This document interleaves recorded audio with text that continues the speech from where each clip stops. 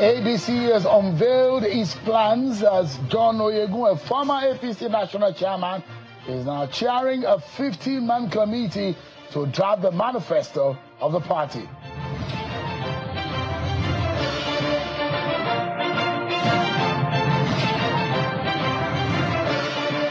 An industrial court today issued an interim order restraining the Nigerian Labour Congress (NLC), Trade Union Congress (TUC), and 3 others from embarking on any form of industrial action or protest in the FCT.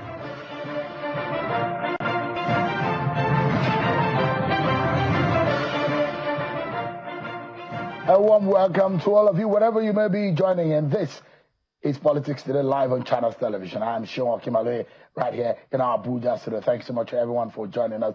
Let me bring you up to speed with what has happened to be a major decision of the major opposition political party. We have seen former national chairman of the APC, John Oyegun, who is going to be chairing a 15-man committee to draft the manifesto of the African Democratic Congress (ADC). ADC's national chairman, Senator David Mark, who inaugurated the committee, urged it to develop policies and a manifesto that would address poverty, which he says is unparalleled under the APC administration. Senator David Mark also criticized the economy, security, and health policies of the APC government. He's saying the ADC committee to come up with policies that would endear the party to Nigerians.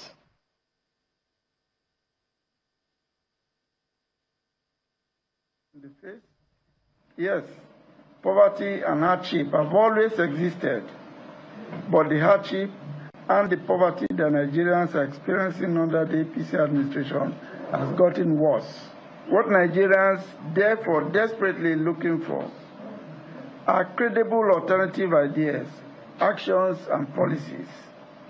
They want policies that would improve their lives today and lay a solid foundation on which they can improve their future.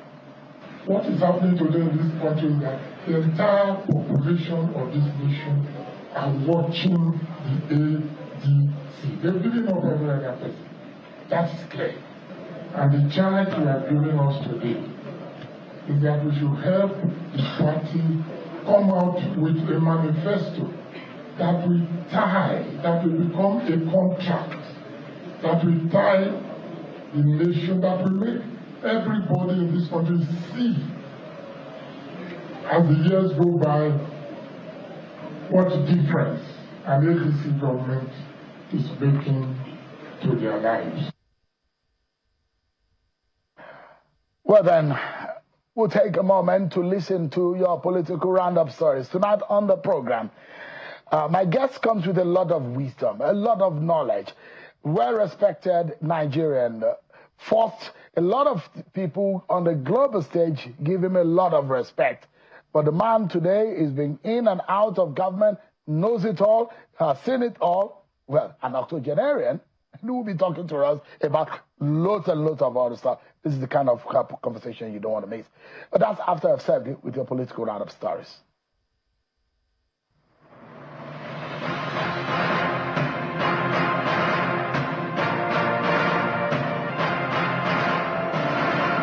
The Director in charge of Social Expenditure at the Budget Office of the Federation, Mr. Yusuf Mohammed, has announced plans for the introduction of a new approach towards managing electricity subsidies with a focus on sharing costs across different tiers of government. Speaking at a meeting with representatives from ministries, departments and agencies, Mr. Mohammed explained that the government aims to make burden sharing practical and transparent, while ensuring that subsidy costs don't become hidden liabilities or arrears in the market. The All Progressives Congress in Katsina State has inaugurated Renewed Hope ambassadors from the 34 local government areas. The group, coordinated by the former Deputy Governor Ibrahim Gambari, is expected to promote President Bola Ahmed Tinubu's achievements ahead of the 2027 elections. In his address, the former governor of the state, Aminu Masari, and Chairman Board of Trustees, Tet Fund, says the group will create awareness about President Tinubu's accomplishments, countering opposition claims that he neglects the North. Members of the All Progressives Congress in Benue State have entered into what they call strategic partnerships with the opposition People's Democratic Party, led by former Governor Samuel Ortom, aligning with the Secretary to the Government of the Federation to present a unified candidate against Governor Hyacinth Alia. Addressing journalists after a solidarity visit to Mr. Samuel Ortom by his former appointees in Makurdi, a former Attorney General of the Federation and Minister of Justice, Mr. Michael Ondaka, says the arrangement is aimed at working with the SGF, Mr. George Akume, who is the leader of the party in the state, to present a viable candidate against the incumbent.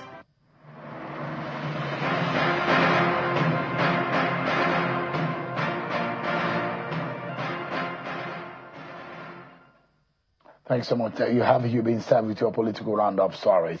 The Senator Habwa's led board of trustees of the PDP, the ones aligned to Senator Saman, who are asking for peace in the People's Democratic Party. They say it is taking decisive steps to end the internal crisis, as they and the National Caretaker Committee are pushing unity, respect for court rulings and preparation for outstanding congresses ahead of a national convention. At what they describe as the 85th BOT meeting in Abuja, the chairman, Senator Mao Abua, described the party as being at a crossroads, urging leaders to put collective interest above personal ambition while defending delays in congresses as a lawful response to pending court cases. He also welcomed recent judicial pronouncement, including the Ibadan Federal High Court judgment affirming the Abraman-led caretaker committee and called for reconciliation and rebuilding trust. The caretaker chairman, Honorable Abraman Mohammed, thanked the BOT and key stakeholders for their support, confirming the court's declaratory judgment in the committee's favor, and announced that a timetable for outstanding congresses will be rolled out soon, paving the way for a seamless national convention and repositioning the party as a credible opposition party. Well, also, let's tell you about the decision of the Industrial Court today. The Industrial Court has issued a restraining order on the Trade Union Congress, TUC, the Nigerian Labour Congress, NLC, and its affiliate organization from staging any form of protest or rally or going on industrial action in the FCT over what has become a major crisis within the workforce in the FCT. The court sat today sitting on the motion as a move ex parte for the workers to be restrained or not to embarking on the Industrial Court. Justice Emmanuel Sabelim of the National Industrial Court issued that interim order and ruling on the ex parte filed by the Minister of the FCT and the FCT administration. Justice Sabelim granted that interim order restraining the 4th to the 5th respondent and their PVs or agents from embarking on strike pending the hearing of the motion on notice. He also ordered the 5th to the 9th defendants, who are security agencies, to ensure no breakdown of law and order.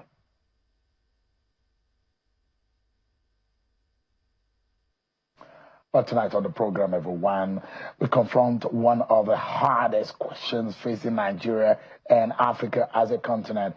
Issues of democracy, which has become come under intense strain, insecurity without a possible end in sight, and a foreign policy many say has lost clarity and impact.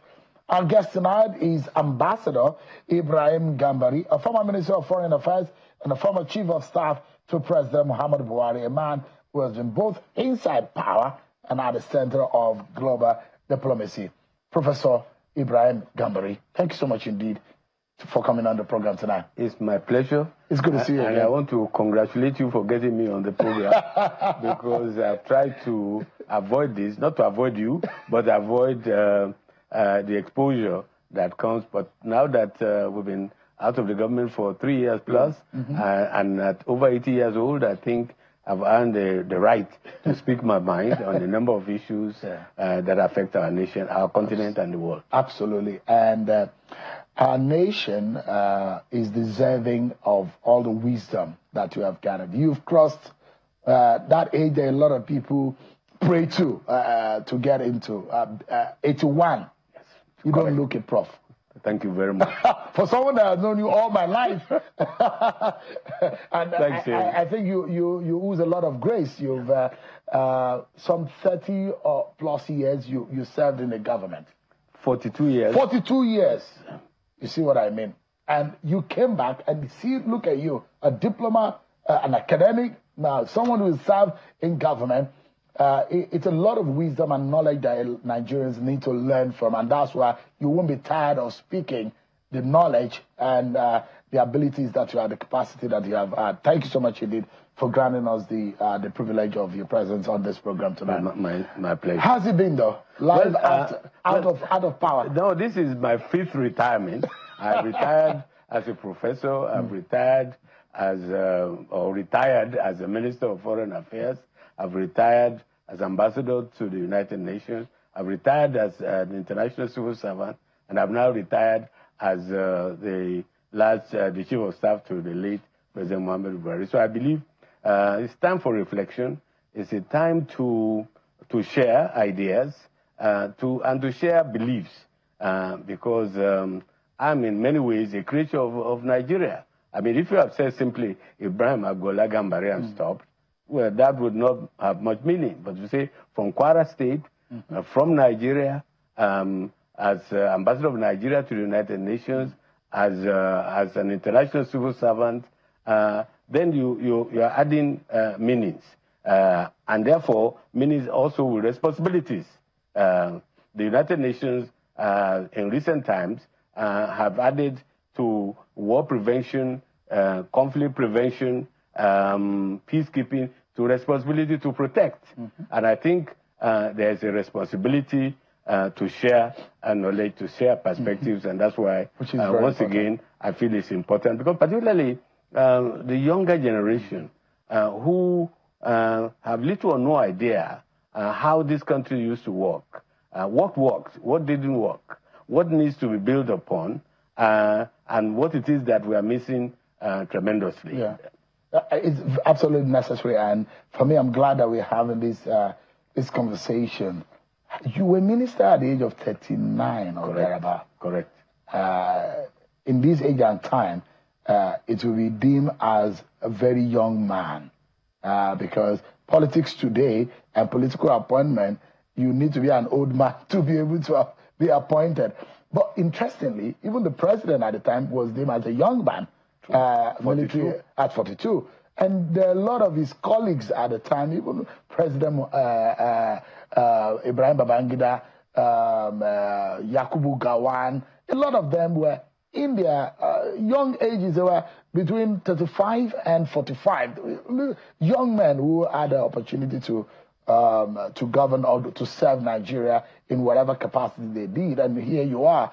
You came back into the Buhari government. Was there one lesson that you could tell Nigerians tonight, serving in government at that high capacity? What does it come with? There's a lot of people who think that once you get into that, the burden of changing Nigeria, and they want you to change Nigeria, but unfortunately, it's not practical to change Nigeria in the way my Nigerians see. What is the lesson coming out of those two opportunities and experience? Well, first of all, there's a disconnect between the demography of Nigeria and the rulership of Nigeria. As we speak, the demography is that 70% of Nigerians are under 30 years old. True. Yeah. And yet, at the highest level of government now, we have people in their 70s. You said there's disconnect. But at the same time, it's important for those who, like me, who have served, to show what were the challenges of the time that we served at such a young age, and what are the challenges subsequently when some of us had an opportunity to serve again. Don't forget, the head of state that was serving came back as a civilian president. Yeah. But the difference is clear. And he himself used to say that in his younger days, at the earlier period, he had locked up people, and they have he presumed them guilty, and they had to prove themselves innocent. Coming back from 2015, he has to presume people innocent, and he had to prove them guilty. So the circumstances have changed. The vigor, the energies are not at the same, but the maturity has also been gained. And you get to know the difference between what is doable and what is not. And you then concentrate on what it is that is doable within the circumstances in which you find yourself. But still, I find that it's unfortunate that the average age of ministers now, I believe, must be something like 55 or even 60, relative to the median age of Nigerians. So there's a gap there, and that's why I feel very passionately that we miss something, which is mentoring. You see, in our time, even though we were ministers, we were mentored before we got to be ministers. You know, there was a mentoring process.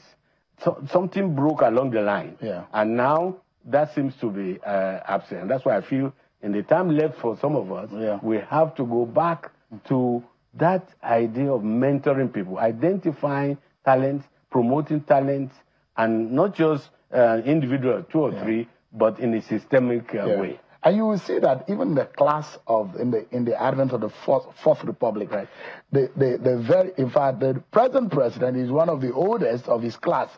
They were the Donald Dukes of this world when they became governor, the Bukola Sarakis of this world, the Orji Uzor Kalu of this world, who became governor. They were very young at the time.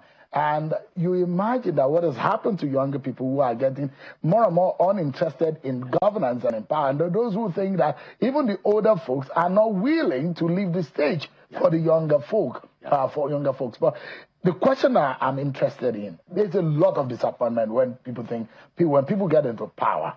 Why are they not be able to effect the change that the average person yearns for? Is governance is it a rocket science? Is it difficult to do governance? No, but it isn't. But it's also, we have to go back to the fundamental, how people get to be where they get to. And one of the things that agitates my mind, and I want to return to it from again and again, it's the political parties in our country and the system of recruiting leadership through the electoral process, the process of identifying candidates for elective office. If we don't do that, I'm afraid we will not get the kind of result that we are getting. And what I mean by that is that to excite the younger people, they have to know that there's differences between Party A, Party B, and Party C. And they have to excite them about the vision for the future. A future that will be better for them, a future that will recognize their talents, a future where youth is not a disadvantage, where gender is not a disadvantage. Take gender also. It is, I think, unfortunate that as we speak, we have not managed in Nigeria to elect a single woman as governor of any of the 36 states. Interestingly enough, the 2 states that were closest to doing that were in the northern state. You would have thought that the southern state, with all the progressivism and all of that, would be the more liberal, but it is in Adamawa and Taraba that we got closest to. Now, 36 states. Now, not even governor, let alone vice president, let alone president of the country. When you exclude 50% of a population or more, that's a major loss. Now, let me also give you an example that's practical. The Governor Zulum of Borno invited the Savannah Center, of which I'm privileged to be the chairman and founder, to come and conduct a training session for 27 elected local government chairmen in Borno, and 26 of them were male, and 1 was a woman. And at the end of the course, we asked them to have a self-assessment of the contribution that they have made, what they have gained from this training that my Savannah Center did for them. Guess what? The 26 men unanimously agreed that the only female among them was the best student, was the best to contribute. So I'm just using that as an example where the exclusion of the young of a certain group of people, demography, it's unfortunate, and it can only slow down the process of getting us further from what we are now. Let me And a lot of people who don't know that you are also from a royal lineage. from the ruling house in Ilorin. I was born just a few minutes trek from your family house. I mean, 3 years down the line now, Prof. Having said, and a lot of people were surprised at the death of Mr. Kyari, and you were being caught, and nobody ever thought that you were going to come back into prominence at that level. I mean, we thought that we had giving you to global politics and diplomacy. But when you were called, you remember that I was on this program, the very first to speak with you. True. You confirmed to us on this program on the day that you were appointed. I'll be very, very brief. And you're a man of brief words since you went into retirement. Well, here you are. Yeah. Reflection on your 4 years, or more, I mean, about 3 years of serving as chief of staff. One we imagine that's one of the most powerful office in the country. What's your reflection? What do you think? How do you summarize your service to the Buhari government and the nation? Well, I hope somebody else will summarize that and evaluate. But if you say a self-assessment, first thing I would say... No, it's a reflection. Reflection. How do I assess a professor? The best professor is always a perpetual learner, a student. So I'm prepared to learn from you. But going back to it, first of all, it's and I must say this, which is not often giving credit to Buhari, that he's loyal to a fault to people he felt has made a contribution to his development and his earlier success. And when he appointed me as an unlikely choice, don't forget, nobody mentioned my name, but he said, go and bring me Gambari. We were involuntarily separated 35 years ago, which was the coup of 1985. Said 35 years later, bring him back. It's enough of trying to solve other people's problems across the world. Let him come and suffer with me in Nigeria, because he believes strongly that the Nigerian situation is so complex, so difficult, that it's different in many ways from some clear parts of conflict resolution, say, for example, in the United Nations. So I want to make him my chief of staff. And somebody called me, by the way, as you did, upon that announcement. I won't mention his name, but he knows who he is. He said, you know, a lot of people will be congratulating you for your appointment as chief of staff, but I want to commiserate with you. Wow. I said, I want to commiserate because the Nigeria that you knew when you were 35 years ago or left, it's not the same thing now. Even Buhari that you are serving, it's not the same Buhari. He was transformed from a military man to a civilian democratically elected president. And thirdly, you'll be surprised how many people are opposed to you, not to Ibrahim Gambari, but they believe that they are the one to nominate person to serve in such a critical position, and they apparently were not consulted. And that person who called me said, by the way, if those people are consulted, you will not be there. They said, however, you have one advantage, which is you've been away from the country for a while, you've been detached from the rough and tumble of politics, and you can try to serve as objectively as possible. But what one of the reflection that in those 3 years, tremendous opportunity to serve. I was one of three. By the time President Buhari died, I was one of the only three surviving ministers that he swore in 1984. Only three of us. Wow. And only one, myself, has to come and help him back. Now, what is shocking is that I've seen the possibilities of that office, of the presidency, but I've also seen how some of those, among those who have benefited the most from what this country has to offer, are the least committed to its stability and progress and development. They want the pomp and power, but are not willing to make the sacrifice that comes with the responsibility to govern, which is to be fair, to be just, to think nationally rather than ethnically or religious and so on. So some of that weighs very heavily on me. But the opportunities for change are there. But also with the experience, you also know the limitation that you have in terms of bringing about a rapid change. So the Buhari you met or worked with in '84, shortly before the coup, all of a sudden you were hearing Ibrahim of Sudan. And I'm very certain that for a moment in your mind you want to unravel whether or not this is Ibrahim of Sudan or the Buhari or your first meeting with. I know that as a human being, yes.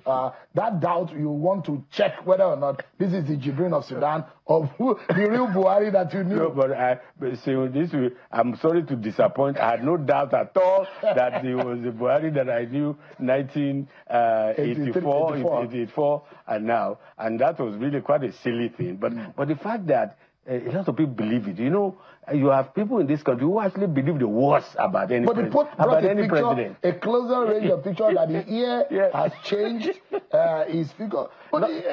Nothing is further from the truth, because this man was talking to me when he offered me the job. He was talking to me about the things we did in 1984, 85, to the details. He was talking about the kind of loyalty he got from him. A coup met him in Saudi Arabia. He was offered the chance to stay by the king of Saudi Arabia. He said, no, I'm going back to Nigeria because I don't know what they might do to my president. But if they decide to try him and shoot him, I want to be tried and shot along with him. Now, that kind of loyalty, and whenever he recalled it, and it was not once, it was almost with tears in his eyes. That kind of loyalty and that kind of commitment is lucky. And you know, a president can, in many ways, can be only as good as the people who support him, who are with him, who are backing him. Loyalty, who put the love of country above their own pecuniary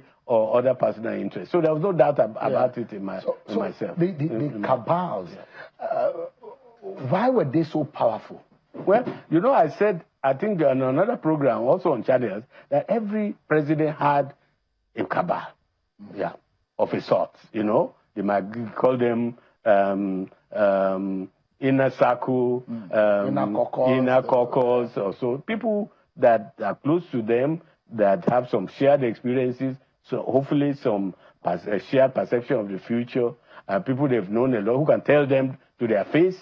Now, sadly, some cabals tends to want to tell the president not what he needs to know, but what he wants to hear.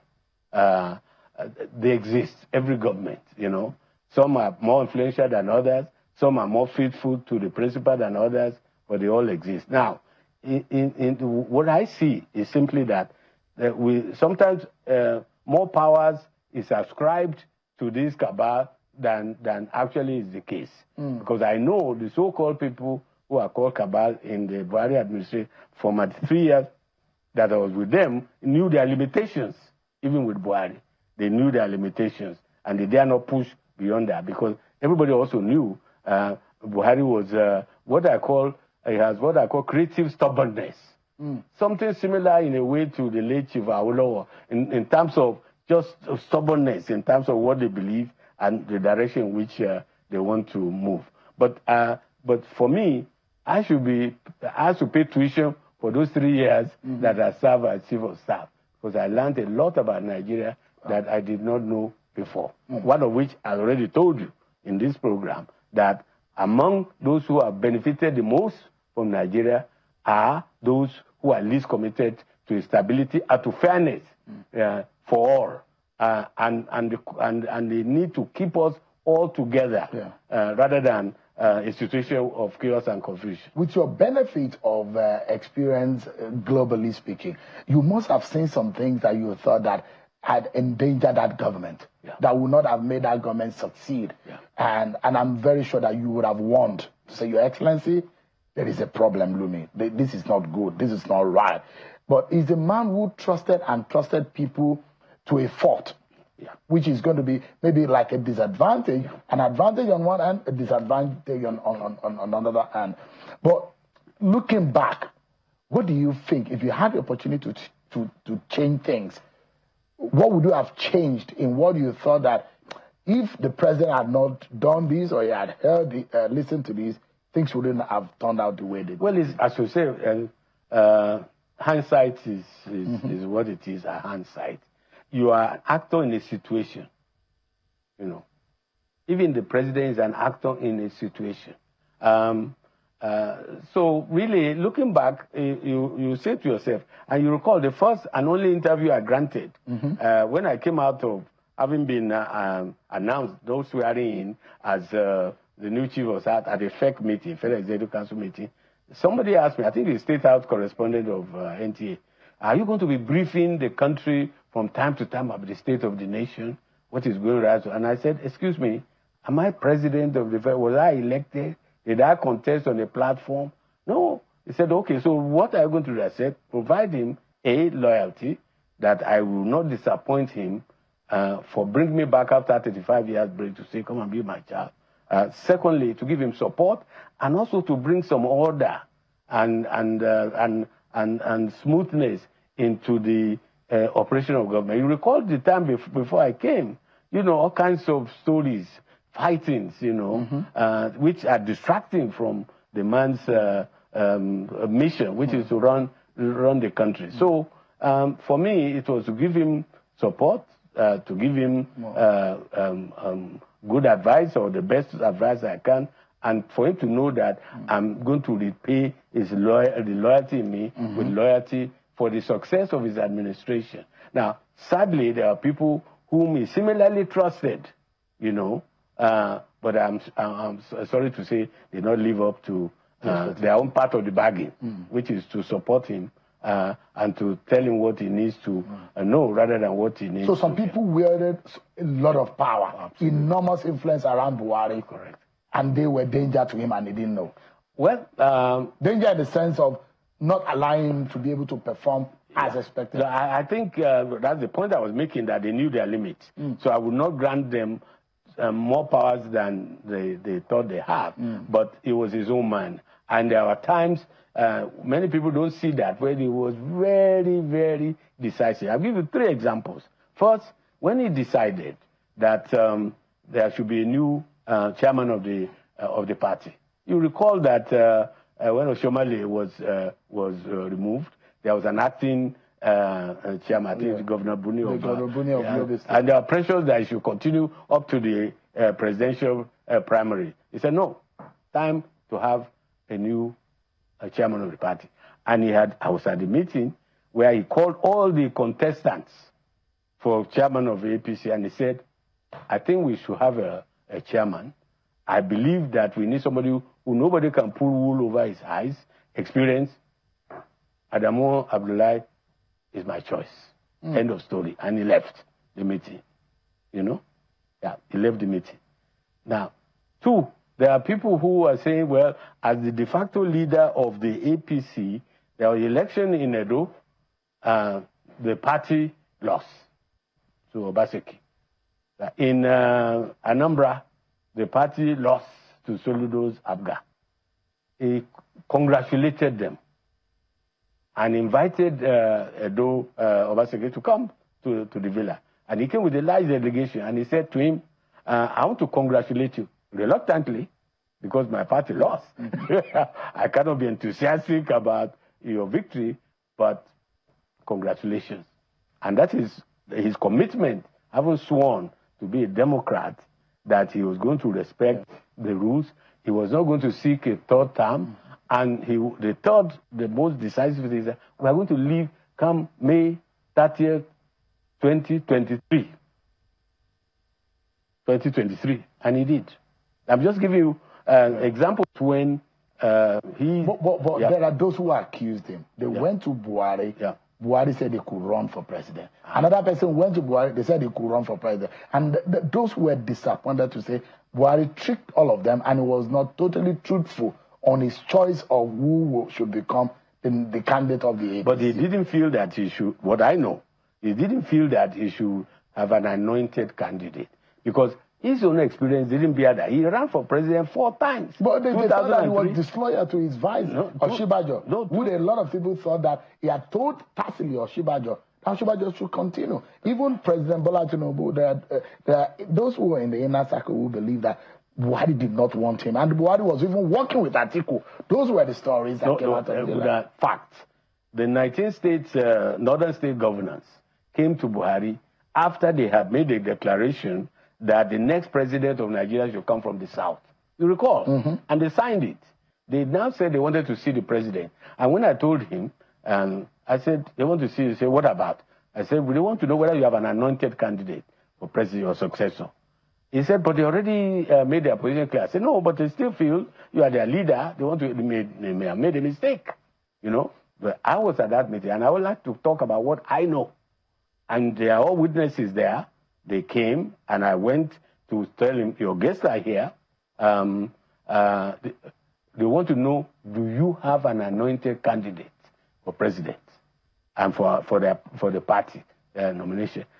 And I said, by the way, I myself, as your chief of staff, I would like to know.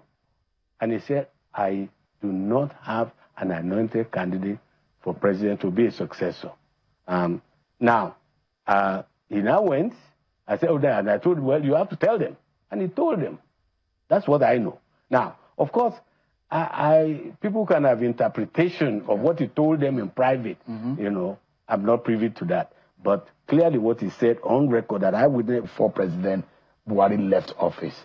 What do we know about issues of coup? Did you come to the president's table? While I was there? Because the military is saying the issue of coup rumors were already even before the president was, this current president was sworn in. Well, honestly, I'm not aware of that. Of course, you know, the president has many sources of information, of which the chief of staff is probably just one of them, maybe a principal one, but not the only one.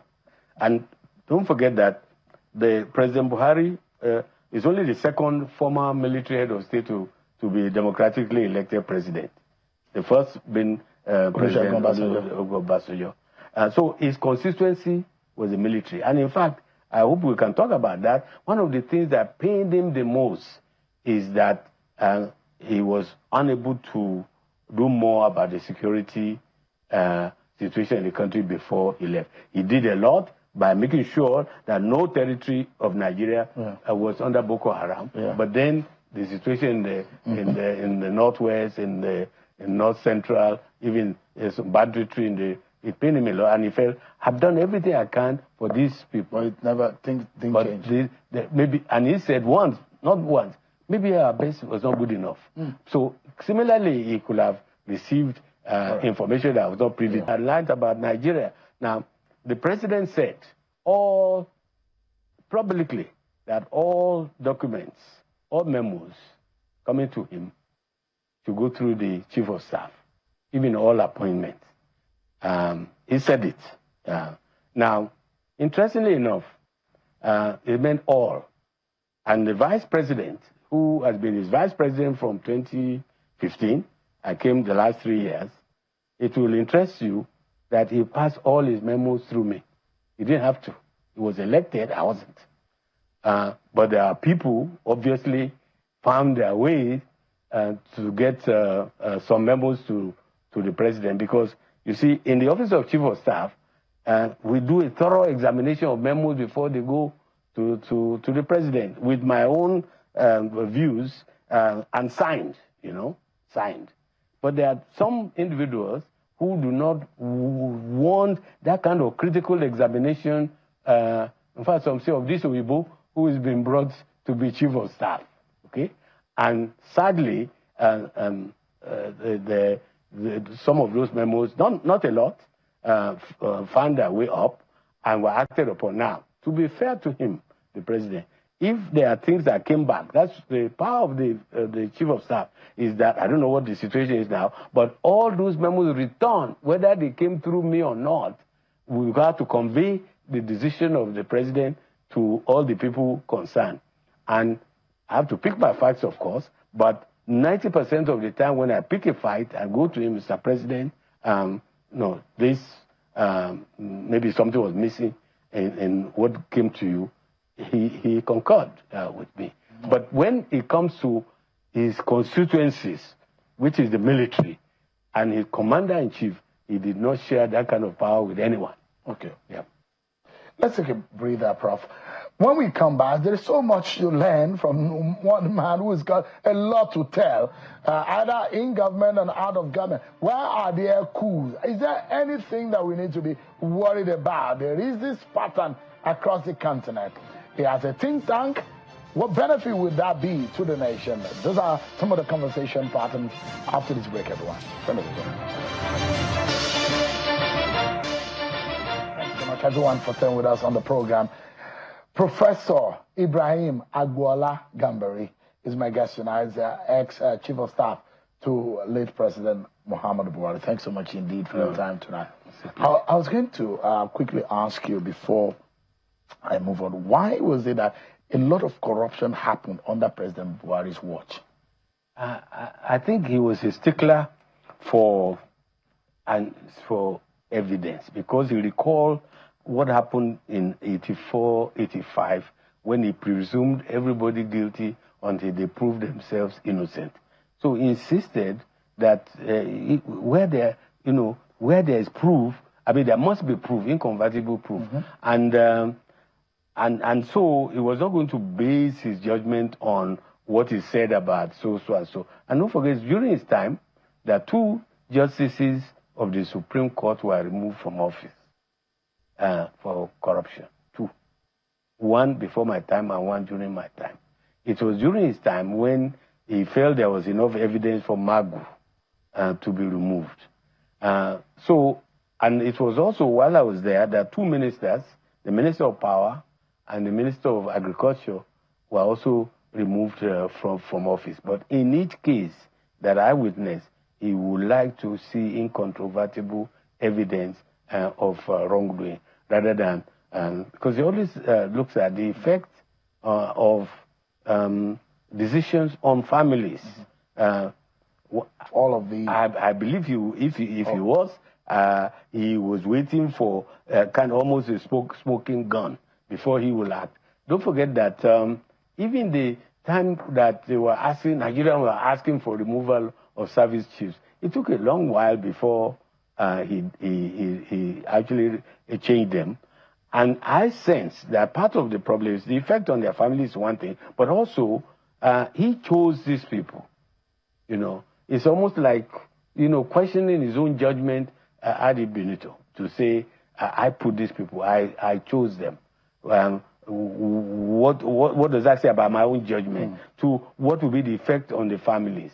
But it's not somebody that everybody knew him, that himself, nobody you can accuse of anything except that nobody can say he was corrupt personally.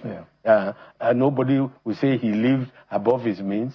Nobody will say he's flamboyant, and he expects people to recognize his leadership by example, In other words, do as I do. Unfortunately, most of them did not. That's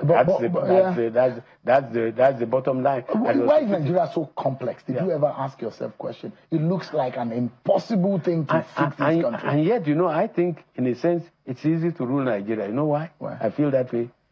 What Nigerians, first of all, we don't have political violence against our leaders.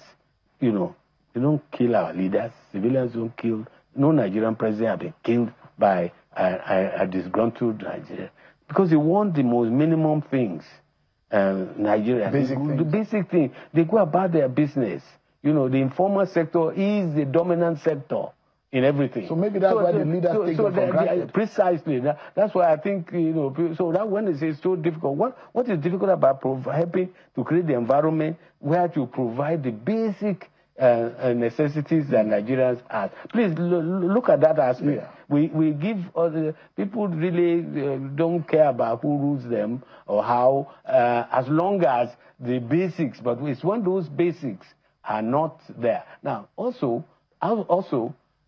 governments have, and I'm not talking about any government in particular, have taken Nigerian population for granted. I said in a recent interview about Ilorin, Kwara State, I said, governments have been taking communities for granted.